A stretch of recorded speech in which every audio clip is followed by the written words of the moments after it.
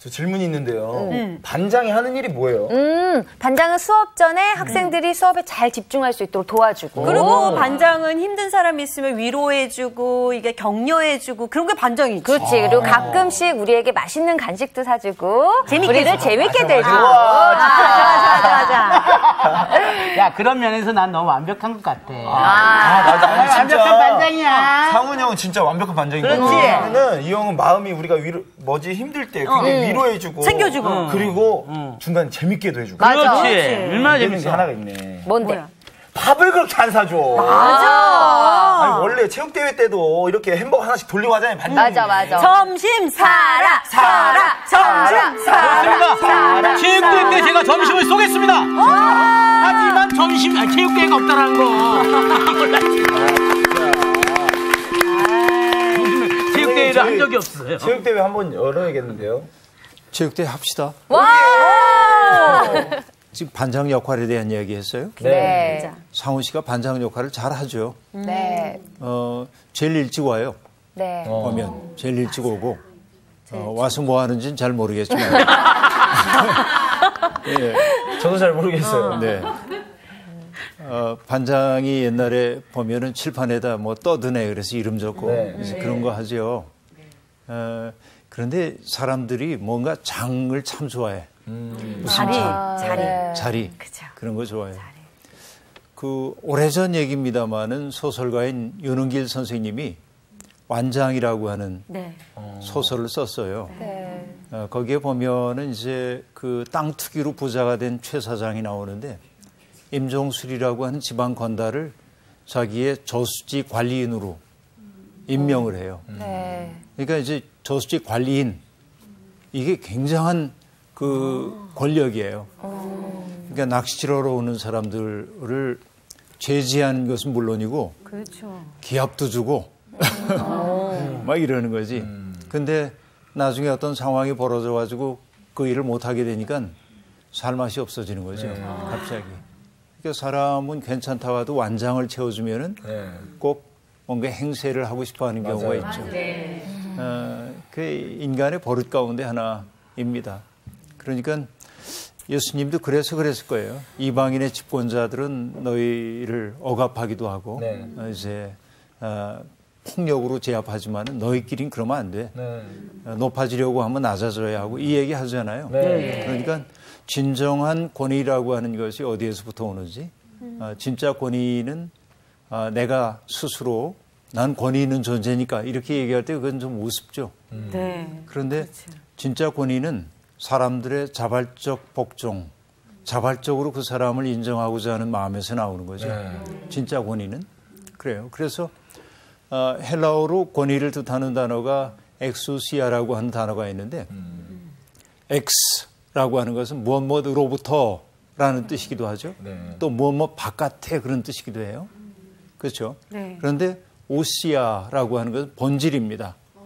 그러니까 엑수시아라고 하는 것은 어떻게 보면 본질로부터 나오는 거예요. 그가 정말 그 본질이 아주 그 아름다운 인격을 가지고 있을 때 그 속에서 우리는 나도 모르게 그 사람의 권위를 인정하게 되죠. 그런데 이 나쁜 권위는 엑스우시아, 그때 엑스는 바깥에 본질로부터 떠나 있어. 그러니까 권위주의가 되는 거죠. 이런 권위주의자들이 세상을 나쁘게 만들 때가 아주 많이 있어요. 그런 것 그러니까 같습니다. 상훈 씨는 좋은 의미에서 본질로부터 나온, 우러나온 그런 반장의 직무를 잘 수행하기를 바랍니다. 아멘. 네. 오늘 이제 우리들이 함께 생각해 봐야 될 것이 그 왕은 어떠한 존재여야 하는지, 하나님의 권위를 혹은 권한을 위임받은 사람으로 어떻게 사람들을 다스려야 하는지 여기에 대한 논의를 함께 해보려고 합니다. 오늘 우리가 함께 보려고 하는 시편은 시편 72편입니다. 오늘 수업 시편 36강 왕에게 판단력을 주소서. 길지 않은 시편이기 때문에 오늘 낭독을 좀 해보면 좋겠는데요. 상훈 씨부터 한 5절씩 나누어서 한번 낭독을 해볼까요? 하나님이여 주의 판단령을 왕에게 주시고 주의 공의를 왕의 아들에게 주소서. 그가 주의 백성을 공의로 재판하며 주의 가난한 자를 정의로 재판하리니 의로 말미암아 산들이 백성에게 평강을 주며 작은 산들도 그리하리로다. 그가 가난한 백성의 억울함을 풀어주며 궁핍한 자의 자손을 구원하며 압박하는 자를 꺾으리로다. 그들이 해가 있을 동안에도 주를 두려워하며 달이 있을 동안에도 대대로 그리하리로다. 그는 뱀풀 위에 내리는 비같이 땅을 적시는 소낙비같이 내리리니 그의 날에 의인이 흥왕하여 평강이 풍성함이 달이 닿을 때까지 이르리로다. 그가 바다에서부터 바다까지와 강에서부터 땅끝까지 다스리니 광야에 사는 자는 그 앞에 굽히며 그의 원수들은 티끌을 핥을 것이며 다시스와 섬의 왕들이 조공을 바치며 스바와 시바 왕들이 예물을 드리리로다. 모든 왕이 그의 앞에 부복하며 모든 민족이 다 그를 섬기리로다. 그는 궁핍한 자가 부르짖을 때에 건지며 도움이 없는 가난한 자도 건지며 그는 가난한 자와 궁핍한 자를 불쌍히 여기며 궁핍한 자의 생명을 구원하며 그들의 생명을 압박과 강포에서 구원하리니 그들의 피가 그의 눈앞에서 존귀히 여김을 받으리로다. 그들이 생존하여 스바의 금을 그에게 드리며 사람들이 그를 위하여 항상 기도하고 종일 찬송하리로다. 산 꼭대기의 땅에도 곡식이 풍성하고 그것의 열매가 레바논같이 흔들리며 성에 있는 자가 땅의 풀같이 왕성하리로다. 그의 이름이 영구하며 그의 이름이 해와 같이 장구하리로다. 사람들이 그로 말미암아 복을 받으리니 모든 민족이 다 그를 복되다 하리로다. 홀로 기이한 일들을 행하시는 여호와 하나님 곧 이스라엘의 하나님을 찬송하며 그 영화로운 이름을 영원히 찬송할지어다. 온 땅에 그의 영광이 충만할지어다. 아멘, 아멘. 이새의 아들 다윗의 기도가 끝나니라. 아멘. 오늘 시편 72편은요. 보면 시편의 제2권이 마무리되는 시이죠. 네. 시편 제2권의 주요 시편 저자로 나와 있던 사람의 이름이 다윗이죠. 네. 다윗입니다. 전에도 얘기했지만 다윗의 시라고 해가지고 다윗이 다 지었다는 뜻이 아니고 네. 그렇죠. 다윗의 정신을 계승하고 있는 것으로 보인다든지 혹은 다윗 시절에 수집된 시들일 가능성이 많죠. 다윗이 원저자일 수도 있습니다만 그런데 어쨌든 시편 제2권에 다윗의 이름이 많이 언급된다고 하는 것은 다윗 왕조가 어떠한 통치를 해야 하는지를 보여주고 있는 거죠. 그래서 시편 제2권의 마지막 책인 마지막 시인 72편은 다윗 왕조의 가장 아름다운 통치의 이상적 모습을 얘기해주고 있습니다. 그러면 마지막 시도 다윗의 시 그러면 좋겠는데 제사를 보니까 솔로몬의 시 그렇게 되어 있죠. 네. 시를 우리가 낭독했는데 이게 솔로몬의 시처럼 보이는 까닭이 혹시 느껴졌습니까? 갑자기 찾아내기가 좀 어렵죠. 네.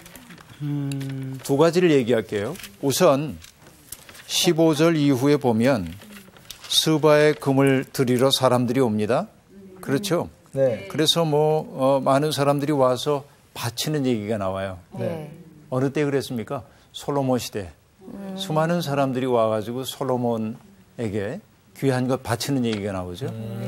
또 여러분 솔로몬 왕이 다윗을 이어서 임금이 되었을 때 솔로몬이 기도하죠. 하나님 앞에 일천번제를 바쳤다고 돼 있어요. 그때 하나님이 나타나서 솔로몬에게 너 원하는 거 내가 들어주겠다.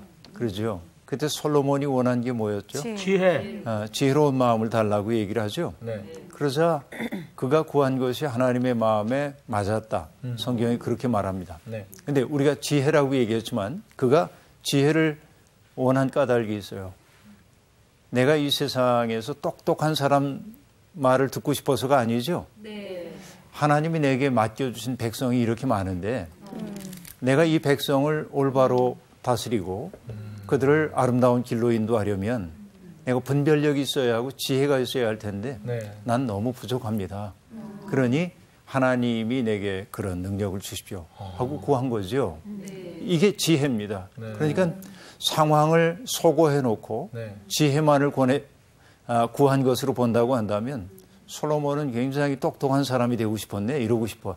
그렇게 판단하기 쉬워요. 맞아요. 그죠? 네. 돈 많이 벌 수 있을 것 같아요, 왠지. 그죠? 지혜로우면. 지혜로워서. 네. 근데 그게 아니고 솔로몬이 구했던 지혜라고 하는 것은 자기에게 주어져 있는 책임을 감당할 수 있는 지혜입니다. 네. 그렇기 때문에 하나님이 그게 마음에 맞았다 하고 얘기를 하는 거예요. 그러면 이때까지만 해도 솔로몬은 아주 좋은 임금으로서의 태도를 가지고 있는 게 분명합니다. 네. 그렇죠? 네. 백성들을 잘 다스리려고 그래요. 그래서 여러분 알다시피 솔로몬이 지혜롭다는 것을 나타내기 위해서 성경에 나온 이야기가 어떤 이야기죠? 재판 이야기. 솔로몬의 재판 이야기가 나오죠. 다 아는 얘기입니다. 네. 그 여인들이 그 분쟁이 생겼다고 해가지고 왕이 재판하는 일은 별로 없겠죠. 그렇죠. 그런데도 그 얘기가 나타난 까닭은 뭐냐면 솔로몬의 통치의 본질이 무엇인지를 보여주기 위해서예요. 네. 이 얘기는 제가 전에도 한 적이 있습니다만 결국 솔로몬이 뭐라고 말하냐면 자초지종을 다 듣고 보니 두 사람 말에 다 일리가 있다. 그러니까 판단하기 어려우니 아이를 반으로 갈라서 이 두 엄마에게 골고루 나눠줘라. 네. 이게 공평하다. 가짜 엄마는 맞습니다. 옳은 판결입니다. 그 판결 받아들이겠습니다. 합니다. 진짜 엄마는 아닙니다. 그 아이에 대한 그 사랑의 마음이 불타올라서 내가 포기할지언정 그 아이를 살리고 싶은 거예요. 그래서 그렇게 얘기하자 솔로몬이 저 엄마가 진짜 엄마다 하거든요. 네. 그렇죠? 근데 보세요. 가짜 엄마의 특색은 어디에 있습니까? 그 생명을 살리는 게 가짜 엄마의 관심이 아닙니다. 네. 자기의 입장을 관철시키는 게 자기의 생각이에요. 정치도 그러합니다. 그렇죠? 정치의 아름다움은 뭐죠? 국민들의 삶을 아름답게 만드는 거예요. 네. 그런데 나쁜 정치인들은 어떤 일들을 하죠? 국민들 아랑곳하지 않습니다. 그렇죠? 자기를 위해서 정치를 이용하는 경우가 있습니다. 이게 나쁜 엄마죠? 근데 진짜 엄마는 어떻습니까? 나는 아무거 얻지 못해도 괜찮아. 그 아이의 생명을 살리고 싶어요. 생명 중심의 사고를 하고 있죠. 그래서 솔로몬의 통치 초기에 이 재판 이야기가 나온 것은 솔로몬의 통치가 생명 살림을 중심으로 하는 정치가 되기를 소망하는 거예요. 그러니까 그것이 가지고 있는 굉장히 강력한 의미가 그 속에 있음을 알 수 있죠. 그러니까 그냥 재미있는 얘기가 아니라 그 얘기예요. 굉장히 정치적인 함의를 갖는 이야기인 것을 알 수 있습니다. 그런데 여러분 여기에 보니까요. 72편 1절부터 보면 처음부터 그래요. 하나님이요 주의 판단력을 왕에게 주시고 이 판단력은 솔로몬이 하나님께 구했던 거죠. 네. 그래서 1절부터 나오는 이야기는 솔로몬의 이야기하고 부합합니다. 네. 그래서 이 시편을 기록했던 서기관이 뭐라고 쓸까 그러다가 솔로몬의 시 이렇게 쓴 거지. 그래서 이것이 솔로몬의 시가 된 거예요. 그러니까 솔로몬의 저작권, 솔로몬이 저작권을 갖고 있는 시라기보단 솔로몬의 이름으로 사람들에게 불려지고 있는 시다 하는 얘기죠. 네. 아실 수 있겠죠. 이 제사에 대한 이야기를 그렇게 이제 해봅니다. 그런데 대개 이 시 전체는 왕들이 어떤 역할을 해야 하는지에 대한 이야기죠. 그 왕이 다스리는 동안 나라가 어떻게 번성하기를 바라는지가 나타나고 있죠. 이 시가 가장 자주 인용되거나 낭송되었을 때가 언제일까요? 재판장에서? 좀 어렵죠? 네. 그런데 알 수 있어요. 왕의 대관식.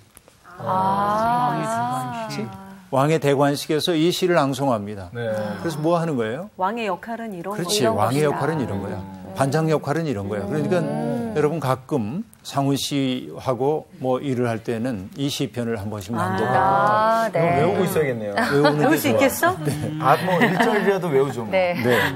오케이. 그렇게.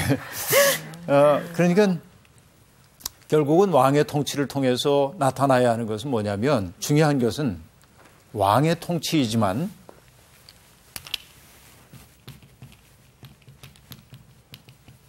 왕에게 권한을 주신 분은 결국 하나님이시기 때문에 네. 왕의 통치는 뭐가 돼야 되냐면 하나님의 통치. 하나님의 통치가 돼야 합니다. 이것이 올바른 정치죠. 네. 올바른 정치 행위라고 우리들이 볼 수 있어요. 하나님의 통치. 그런데 여러분 하나님의 통치라고 얘기를 써놓고 보니까 예수 그리스도께서 세상에 오셔서 제일 먼저 선포하셨던 것이 하나님 나라가 가까이 왔다.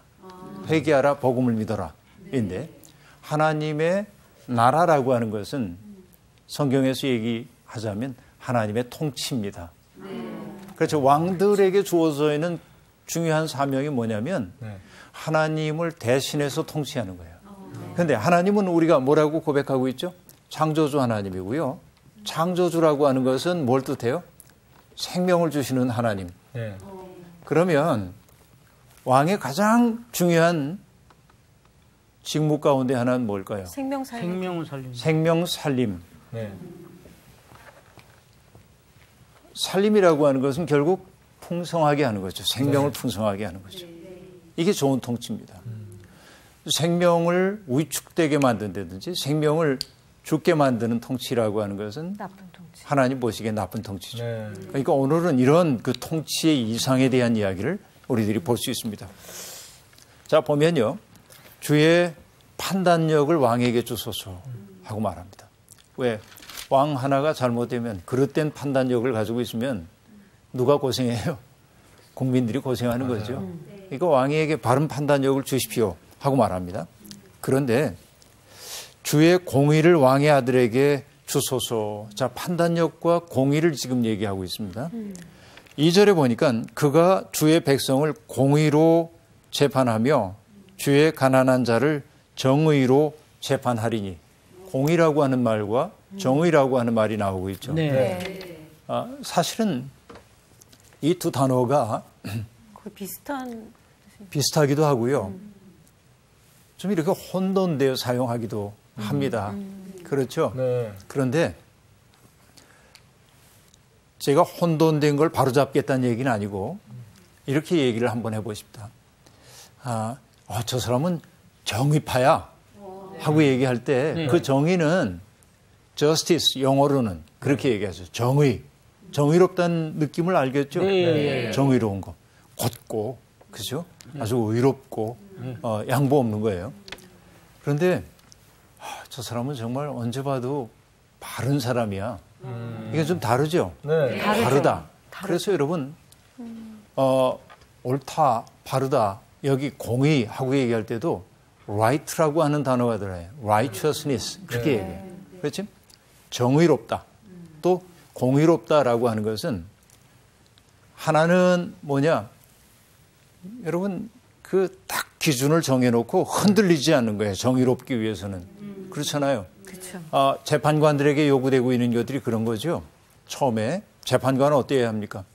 법을 집행하는 사람이니까. 공의로. 자, 예를 들어서 상훈 씨가 어떤 거로 지금 재판에 걸려 있어요. 네.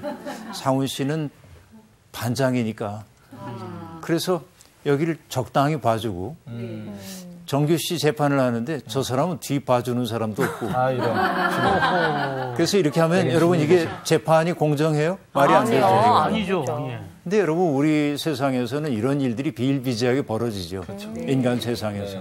이게 씁쓸한 거죠. 우리들이. 오죽하면 옛날에 그 어떤 사람이 그랬겠어요. 인질극을 벌이면서 유전, 무죄, 무전, 유죄. 그렇죠. 이게 우리 사회를 보여주고 있는 대목들 아닙니까? 그렇죠. 힘있고 또 아주 그 좀 권력 있고 그런 분들은요. 사회에 공헌한 바를 참작하여 하고 봐주고 힘이 없는 사람들은 좀 어렵게 만들고 이건 좀 나쁜 것이라고 그렇죠. 그러나 여러분 그렇게 엄격하게 법이 집행되어야 하지만 세상은 정의의 이론만 가지고 따뜻해지지는 않습니다. 너무 그거를 강조하다 보면 세상이 또 삭막해집니다. 그렇죠. 그래서 어떻게 해야 되냐면 정규 씨가 잘못했어. 그럼 벌 받아야지. 벌 받아야 하지만 정상 참작하는 거야. 그렇죠. 정규 씨가 벌 받는 동안 얼마나 어려울까. 그래서 누군가가 가서 좀 돌봐주기도 하고 이런 거를 성경은 여기에선 정의라고 얘기한 거예요. 그게. 어쩌면 그게 공의라고 번역하는 게 더 좋을 수도 있어요. 그러니까 왕에게 필요한 것은 둘인데 하나는 뭐냐. 정의로워야 돼. 법을 가지고 공정하게 집행해야 돼. 그러나 왕은 그것만 하면 안 됩니다. 포근하게 감싸 안을 수도 있어요. 맞아요. 그래서 이 두 가지가 함께 가야 되는 거예요. 그러니까 지금 여기 요구하고 있는 것은 바로 그런 것이라고 볼 수 있습니다. 그러니까 이 두 가지 덕목은 왕의 책임과 소명의 근본입니다. 이 두 가지가 있어야 돼요. 그런데 거꾸로 왕이 정의롭지 못해. 법을 자기 마음대로 집행해. 이건 문제죠. 그렇죠. 그리고 고통받는 사람들을 품어 안을 수 있는 품이 없어. 오히려 뭐냐면 가시가 돋쳐 있어가지고 누구 안았다 하면 상처만 줘. 이건 나쁜 정치. 그렇죠? 그 얘기를 지금 하고 있는 거예요. 그래서 여러분 보면 이렇게 말합니다. 3절 보니까 의로 말미암아 산들이 백성에게 평강을 주며 작은 산들도 그리하리로다 하고 말합니다. 자, 왕이 이룬 의로 말미암아 왕이 그렇게 의롭게 살려고 애를 썼더니 지난주에 우리가 공부할 때 뭐라고 했냐면 산은 저 지도자. 지형을 뜻하기도 하지만 뭘 뜻한다고 했어? 지도자 왕. 지도자 왕 그렇죠. 그러니까 여기에 지금 절묘합니다. 왕이 의를 수행했더니 어떤 일이 벌어져요? 산들이 그러니까 지도자 백성에게 평강을 주며 작은 산들 관료들이죠. 작은 산들도 그리하리로다. 자, 따라서. 왕이 바로 서야 네. 이게 바로 선다 이거예요. 굉장하죠? 이게 모르고 읽었으면 진짜 모를 그런 구절인데 그렇죠. 알고 읽으니까 이게 딱 오네요. 그냥 우리는 분명해지죠. 산인 줄 알았지. 그러니까 이게 뜻이 뭔 분명해지죠. 지금 네. 여러분 그렇게 돼 있죠. 그러니까 그가 하고 있는 직무라고 하는 게 보니까 4절부터 6절까지 나오는데 네. 가난한 백성의 억울함을 풀어주며 궁핍한 자의 자손을 구원하며 압박받는 자를 꺾으리로다 하고 말합니다. 자, 보면요. 여러분, 가난한 백성의 억울함을 풀어준다. 이거 사실은 누가 했던 거죠? 가난한 백성의 억울함이. 출애굽 시절에 하나님이 하신 일 아닙니까? 그렇죠. 그렇죠. 애굽 땅에서 신음하고 있는 사람들의 신음 소리를 들으시고 하나님이 역사 속에 개입해 오시잖아요. 아까 우리 얘기했죠. 왕의 통치는 뭐 해야 된다고? 하나님의 통치. 하나님이 하시려는 일을 해야 돼요. 하나님의 우선적 관심은 누구에게 있습니까? 가만 놔둬도 잘 살 그 사람들이 아니죠. 뭐예요? 자기 힘으로 일어서기도 힘든 사람들. 그렇죠? 그의 존재가 보이지 않는 사람들. 요즘 식으로 얘기하면 투명인간 취급받는 사람들. 투명인간 취급받는다는 게 무슨 얘기예요? 왕따죠. 무시당하는 거지.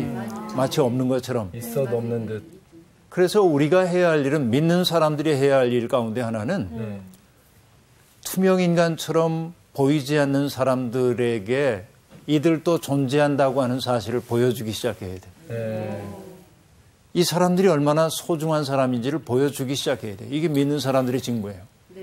하나님이 그런 일을 하거든요. 그러니까 하나님으로부터 고난을 위임받은 왕이 해야 할 일, 지도자들이 해야 할 일 뭔가 했더니 가난한 백성의 억울함을 풀어줘야 돼. 그런데 여러분, 나쁜 정치는 어떨까요? 부유한 사람들의 특권을 보호해주며 이건 나쁜 정치야. 네. 그렇죠? 그 다음에 궁핍한 자의 자손을 구원하며, 그렇죠? 궁핍한 사람들조차도 자기의 삶을 아름답게 살 수 있는 가능성의 문을 열어주는 게 좋은 정치예요. 나쁜 정치는 뭘까요? 부유한 사람들의 특권만을 보장해 주는 거죠. 그거 얘기했죠. 공피판자의 자손들에게 기회를 박탈하며 이게 나쁜 정치이죠. 왠지 굉장히 이렇게 얘기하면서 마음이 씁쓸해지려고 그러는데 그 다음에 압박하는 자를 거꾸리로다 하고 얘기하고 있습니다. 네. 그런데 나쁜 정치는 어떤 겁니까? 압박하는 자의 손에 칼을 쥐어주는 거죠. 우리가 정반대로 뒤집어 보니까 그렇죠? 네. 여러분 이런 세상은 정말 고통스러운 세상이 아닐 수가 없습니다. 결국 왕이 그런 정치를 시행하게 될 때 그 땅에 살고 있는 높은 산, 작은 산들은 뭘 합니까? 함부로 자기들의 욕망을 위해 일하지 못한다. 그것은. 네. 그렇죠. 5절에 얘기합니다. 그들이 해가 있을 동안에도 주를 두려워하며 달이 있을 동안에도 대대 그러하리로다 말이죠. 응? 이래야 돼요. 이래야 되지. 이래야 되는 거죠. 그래서 그 왕은 마치 사람들에게 어떻게 느껴지냐면 벤 풀 위에 내리는 비같이 땅을 적시는 소낙비같이 내리리니 하고 말합니다. 여러분 이거 우리나라 상황에서 농부들이 들으면 별로 기분은 안 좋을지도 몰라요. 그렇죠. 풀을 탁 뱉는데 비가 쫙 내려서 또 싹 돋아나면 농사는 풀과의 전쟁이거든요. 맞아요. 농사지은 분들은 얼마나 어려울지 모릅니다. 뭐라고 얘기하냐면 풀이 얼마나 빨리 돋아나는지 여름에 베고 돌아서면 또 베야 된대. 약간 과장되지만 그 마음 우리가 알 수 있잖아요. 제 후배 목사님이 책을 썼는데 그 쓴 책 제목이 하나님은 머슴도 안 살아 보신겨. 머슴도 안 살아 보신겨. 이게 머슴이 하는 얘기지. 그냥 비라도 좀 내려야 비라도 내려야 머슴도 쉬기도 하고 그러는데 비도 안 내려. 날마다 일하니까 힘든 거지. 근데 여러분 이게 우리로선 그렇지만 여러분 이스라엘 사람들이 살고 있었던 특히 유대 광야에서는요. 비가 안 와. 황막한 곳이거든요. 광야가. 근데 유목민들에게 있어서 유목민들의 생명은 물과 풀입니다. 근데 풀을 양떼들이나 이런 그 짐승들이 뜯어먹고 나면 또 다른 풀이 돋아나야 얘들이 먹을 거 아니에요. 먹을 거 없으면 양이나 염소는 뿌리까지 뽑아 먹거든요. 이렇게 땅을 더 황폐하게 만들죠. 그러니까 그들의 이미지 속에 왕의 아름다운 정치는 뭐로 되어 있냐면 한번 풀을 베냈는데 또 비가 내려서 풀들이 돋아나오는 그 이미지가 그렇죠. 그런 겁니다. 땅을 적시는 소낙비같이 내리로다 이렇게 말한단 말이에요. 근데 여러분 보면요. 유대 광야 정말 촉박합니다. 그래서 창세기 2장에 보면 하나님이 인간을 만드시는 장면이 나오는데 아직 땅을 가를 수 있는 사람도 없었고요. 그 상황을 얘기하는 거예요. 아직 비가 내리지 않아가지고 땅이 촉박했답니다. 그런데 어느 순간 땅에서 물이 솟아나온 거예요. 솟아나왔어요. 그래서 땅을 촉촉히 적십니다. 그래서 하나님이 그 흙으로 축축해진 흙으로 사람을 빚어 만드셨다는 거예요. 그리고 거기에 생기를 불어넣었다고 얘기하고 있거든요. 그러니까 여러분 유대 광야에서 비가 내린다고 하는 것은 하나님의 은총의 표상이에요. 그러니까 왕은 어떤 존재여야 하냐? 비를 줄 수 있는 존재여야 돼. 은총의 소낙비. 그래서 하나님의 은혜를 얘기할 때 그들이 즐겨 쓰는 표현이 있습니다. 늦은 비와 이른 비를 내려주시고 한다면 우리는 비 오는 게 큰 은혜가 아닐는지 모르지만 그렇죠. 그런데 그들에게 있어서는 그 비라고 하는 게 얼마나 대단한 일인지 모릅니다. 이제 그런 거죠. 근데 여러분 그런 왕의 통치가 갖는 유익이 또 뭐냐면 그가 통치하는 동안에 의인들이 흥왕하는 거예요. 하나님 앞에서 바르게 살려고 하는 사람들이 그렇죠. 부끄러움을 당하지 않고 살 수 있는 것이죠. 이게 이제 7절에 나오는 이야기입니다. 그래서 평강의 풍성함이 달이 다할 때까지 이르리로다 그렇게 말하고 있습니다. 자, 그런 왕, 그렇죠? 그런 판단력을 가지고 하나님의 통치를 대행하는 왕은 결국 어떠할까요? 그 지평이 점점 확장되어 갈 수밖에 없다 얘기합니다. 8절에 그가 바다에서부터 바다까지 와 그렇게 말합니다. 바다에서 바다는 어딜까요? 여러분이 홍해에서부터 지중해, 바다에서 바다까지, 그렇죠? 강에서부터 땅 끝까지 다스릴 것이다 이렇게 얘기하고 있습니다. 그러니까 뭐 유프라테스 강에서부터 세상 끝까지 다 다스리게 될 거다. 그런 통치 왔으면 좋겠죠. 네, 이제 그런 세상입니다. 그런데 광야에 사는 자들은 그 앞에 엎드릴 겁니다. 굽힐 겁니다. 원수들은 티끌을 핥을 것입니다. 티끌을 핥는다는 건 뭐죠? 굴복하는 거죠. 그 앞에. 그 권위 앞에 굴복하는 것이죠. 그리고 다시스와 섬의 왕들이 조공을 바치고 스바와 시바 왕들이 예물을 드리리로다. 그렇게 말합니다. 이게 어느 때를 연상시킨다고요? 솔로몬 시기. 솔로몬 시기에 그랬다고 얘기하거든요. 그래요. 그래서 세상에서 백성들을 통치하던 모든 왕들이 그의 앞에 부복하며 모든 민족이 그를 섬기리로다 하고 말합니다. 자, 여러분 이런 왕의 통치 정말 우리들이 그리워하지 않을 수가 없습니다. 자, 그런데 이제는 12절부터 다시 그 통치에 대한 이야기가 등장하고 있는데 어떤 이야기를 합니까?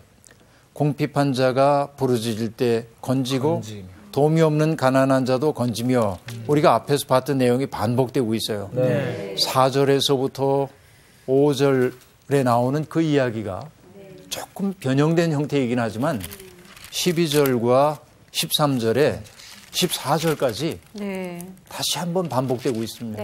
우리들이 알 수 있습니다. 결국 올바른 통치라고 하는 것은 올바른 통치는 그 땅에서 가장 고통받고 있는 사람들이 제가 즐겨 쓰는 표현으로 얘기하면 굴욕감을 느끼지 않고 자기의 존엄을 유지한 채 살 수 있도록 돌보는 것. 이것이 가장 아름다운 통치인 것을 우리들이 알 수 있습니다. 그렇죠? 왕의 돌봄을 받은 사람들, 그러니까 그런 왕의 통치 아래에서 왕의 돌봄을 받은 사람들, 그들은 어떨까요? 그 왕을 위해서 뭐라도 하고 싶은 생각이 들겠죠. 당연히 그러죠. 그래서 그들이 생존하여 스바의 금을 그에게 드리며 사람들이 그를 위하여 항상 기도하고 종일 찬송하리로다. 여러분 이런 세상 왔으면 참 좋겠어요. 그분 생각하면 참 좋지. 이런 그 정치가 있으면 얼마나 좋겠어요. 근데 여러분 이런 통치를 우리만 꿈꾸고 있는 건 아닙니다. 제가 이탈리아에 있는 조그만 도시 시에나라고 하는 곳을 갔습니다. 시에나에 갔던 까닭이 뭐냐면 거기에 그 옛날에 시청사로 쓰였던 건물이 지금은 미술관으로 바뀌었는데 그 미술관에 있는 작품들을 다 보기 위해 간 건 아니고 거기에서 있는 대작 두 점을 보기 위해서 거기를 찾아갔어요. 근데 그 가운데 하나가 이제 어떤 그림이냐면 암브로시오 로젠제티라고 하는 분이 그린 그림입니다. 높은 벽에다가 가득 큰 벽면을 양옆으로 가득 채운 그림입니다. 어마어마하게 큰 그림이에요. 그런데 그 그림의 제목이 좋은 정부, 나쁜 정부 그럽니다. 되게 직접적이네요. 직접적이에요. 근데 재밌어요. 이게 보통 이제 언제냐면 14세기에 그려진 그림입니다. 14세기. 이때는 여러분 유럽 사회가 십자군 전쟁도 끝나고 또 몽골의 침입을 받았던 그러니까 옐로우 쇼크라고 하는 몽골 침입도 끝나고 이제는 뭔가 새로운 기운이 막 솟아나올 때인데 이제 그 무렵이라고 볼 수 있겠는데 좋은 정부를 묘사한 부분에 보면 통치자가 딱 좌정하에 앉아 있는데 그의 위에 세 인물이 등장합니다. 그 인물은 각각 뭘 상징하냐면 믿음, 소망, 사랑입니다. 그 통치자의 머리에 믿음, 소망, 사랑이 딱 있어. 그리고 왕의 옆으로 6 인물이 쭉 앉아 있습니다. 그 6 인물의 각각의 이름이 뭐냐면 정의, 용기, 절제, 지혜, 관대, 평화입니다. 그러니까 왕 옆에 있어야 할 것들이 이런 것들이란 말이죠.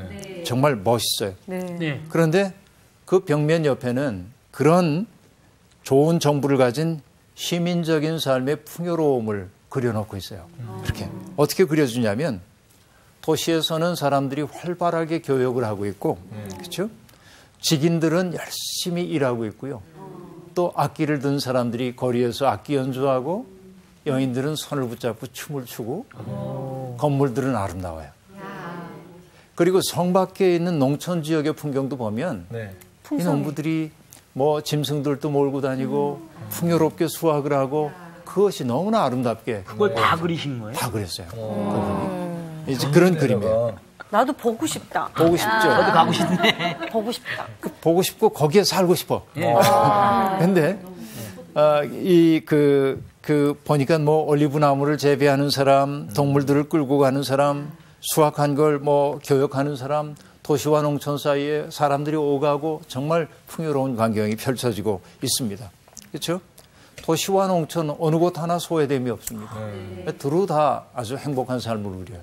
근데 반대쪽 우울하겠죠. 악한 정부 거기에 딱 그 앉아 있는 사람의 머리에 뿔이 나 있어요. 뿔이 나 있어요. 그리고 그 옆에 세 가지, 아까 6가지의 덕목이 있었는데 옆으로 악덕들이 있습니다.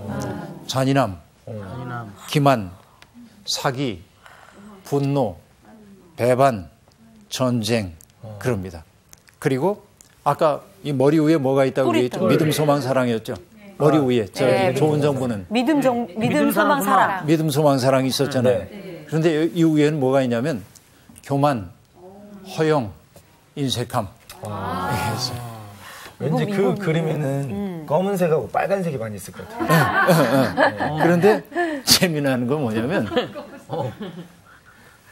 그 악한 정부 그림 부분 많이 훼손됐어. 때린 거야, 사람들이. 다 긁었나 때린 봐. 거야. 마음에 안 든다고. 근데 아까 얘기했죠. 이게 시청사 건물이라고 그랬죠. 네. 거기 정치하는 사람들이 마치 자기들을 보는 것 같은 느낌이 들었을 거예요. 그럴 수도 있네. 정확히 모르겠어. 근데 거긴 많이 훼손이 돼 있습니다. 그렇죠. 그런데 그 그림에 훼손되지 않은 부분엔 뭐가 나오냐면 사람들은 갈등 속에 빠져 있고요. 성을 내고 있고 서로에게. 집들은 퇴락하고 농촌 지역은 활기가 하나도 없어요. 좋은 정부, 나쁜 정부. 그 그림을 한참 봤죠. 그리고 선생님 정말 거기까지 그 그림 보러 갈만 했네요, 정말. 네. 한 번들 봤으면 좋겠어요. 저는 궁금한 게 두 그림 중에 어느 걸 먼저 보셨습니까? 좋은 정부를 먼저 봤습니다. 좋은 정보를 먼저. 네. 왜냐하면 그게 온전하거든, 그림이. 그걸 먼저 보고 이렇게. 그렇죠? 예. 어쨌든 이런 것들 정말 그 지금 얘기한 것은 우리의 정치를 얘기하고자 함이 아니라 빗대서 볼 수 있지만 결국은 이 그 시편의 제2권이 지향하고 있는 다윗 왕조가 실현해 가야 할 정치의 이상적 모습이 72편에 담겨 있는 것을 볼 수 있죠. 그러니까 로렌제티의 그림으로 얘기하자면 좋은 정부는 이런 거야. 믿음, 소망, 사랑이 있어야 하고 옆으로는 아까 얘기한 대로 정의, 용기, 절제, 지혜, 관용, 그렇죠? 평화 이런 가치들이 함께 가야 한다는 거죠. 이때 아름다운 세상이 열리고 그런데 여러분 참 슬픈 거는 그런 세상이 아니라 악한 정부인 경우에 사람들이 서로 싸우고 갈등하고 생기를 잃어버리고 이건 정말 고통스러운 세상 아니에요. 그러니까 우리가 살고 있는 세상도 좋은 정부의 세상으로 바뀌도록 많이 애를 써야 하겠는데 여하튼 여러분 이런 결국 이런 세상은 뭘 통해서 이루어질 수 있느냐? 다른 거 아닙니다. 이 왕이 뭘 알아야 하냐면 자기의 통치가 하나님으로부터 위임받은 통치임을 알아야 돼. 맞습니다. 그러니까 왕은 나 좋을 대로 통치하면 안 돼. 누구 좋을 대로? 하나님 좋을 대로. 그렇죠. 그래서 여러분 이 지금 이 2권을 마무리하는 시편 이야기에서 이런 이야기를 하고 있다고 하는 얘기는 네. 그 당시에 시가 생산되던 그 당시에 시가 만들어지던 그 당시의 정치가 아이디얼했기 때문이 아니라 오히려 그 당시는 그런 정치가 시행되지 않았기 때문일 가능성이 많습니다. 그렇죠. 네. 그러니까 뭘 하려는 거예요. 그렇기 때문에 근본을 다시 한번 돌이켜보면서 우리에게 주어져 있는 그 고난이라고 하는 것이 결국은 이분의 뜻을 행하기 위한 것임을 한순간도 잊지 말아라. 그런 얘기죠. 그래요. 그래서 여러분 18절부터 나오는 얘기, 20절까지 얘기는 시편 72편에 속해 있긴 하나 그 대목은 시편 제2권의 송영입니다. 마지막 마무리를 하는 거예요. 그래서 홀로 기이한 일들을 행하시는 여호와 하나님 곧 이스라엘의 하나님을 찬양하며 그 영화로운 이름을 영원히 찬송할지어다. 온 땅에 그의 영광이 충만할지어다. 아멘, 아멘 하고 말하는데 결국은 여러분 왕들의 아름다운 통치를 얘기하다 마지막에 여호와를 찬양하여라 라고 하는 것은 바로 저런 연결이 있기 때문임을 알 수 있고요. 그렇죠. 그래서 그분의 이름이, 그분의 영광이 땅에 충만한 그 세계가 열리기를 시인은 지금 꿈꾸고 있죠. 우리들도 이런 아름다운 통치가 일어나기를 늘 하나님의 뜻이 이루어지는 세상. 여러분 옛날에 지금은 이제 1930년에 나온 감리교회의 교리적 선언이라고 하는 데를 보면 하나님의 뜻이 실현된 인류 사회가 천국임을 믿으며 라고 하는 대목이 나옵니다. 그러니까 하나님의 뜻이 이루어진 그곳, 바로 그것이 하나님의 영광이 가득 찬 곳이라는 거죠. 여러분 그런 세상이 열리기 위해서 기도도 해야 되겠고 또 그렇게 요구도 해야 되고 또 정부가 그렇게 가지 않을 때는 저항도 할 수 있어야 하고 이것이 바른 길로 가야 합니다 하는 얘기를 해야 하겠죠. 우리의 나라가 정말 지도자들이 올바른 통찰력을 가지고 하나님의 뜻을 수행할 수 있으면 참 좋겠어요. 오늘 수업 여기서 마치겠습니다. 고맙습니다. 감사합니다.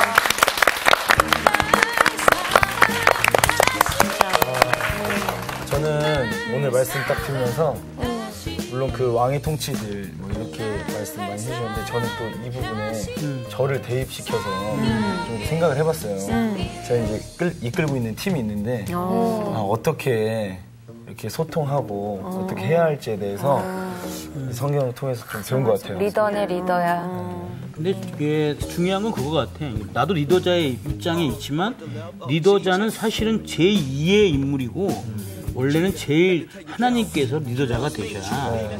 거기에 이번 주 퀴즈입니다.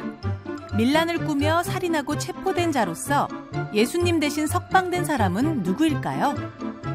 1번 빌라도, 2번 바라바, 3번 바나바. 정답을 아시는 분은 CBS 성서학당 홈페이지에 정답을 올려주시거나 우편으로 보내주시면 됩니다. 보내실 곳은 서울특별시 양천구 목동 서로 159의 1번지 CBS 성서학당 담당자 앞입니다. 연락처를 꼭 남겨주세요. 선정되신 분들에게는 대한성서공회에서 성경, 송태근 선생님의 내가 어디 있느냐, 하나님이 꿈꾸는 교회, 김기석 선생님의 오래된 새길, 신우인 선생님의 땅과 하늘의 갈림길에서, 구미정 선생님의 두 글자로 신학하기 가운데 하나를 드립니다.